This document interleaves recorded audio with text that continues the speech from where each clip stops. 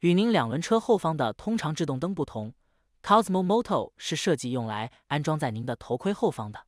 它兼容几乎所有商业上可获得的头盔，甚至适用于骑自行车的人。Cosmo Moto 的理念是在您每次减速时，无论是通过刹车松开油门、遇到颠簸或者踩离合器，都能提供更好的可见性。Cosmo Moto 位于您头盔后方，会发出红光，因为您的头盔位于后方驾驶员或骑手的视线高度，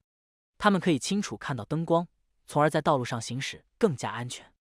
该制动灯配备了3轴加速度计、速度变化检测和3轴角速度测量传感器，用于检测减速和摔倒。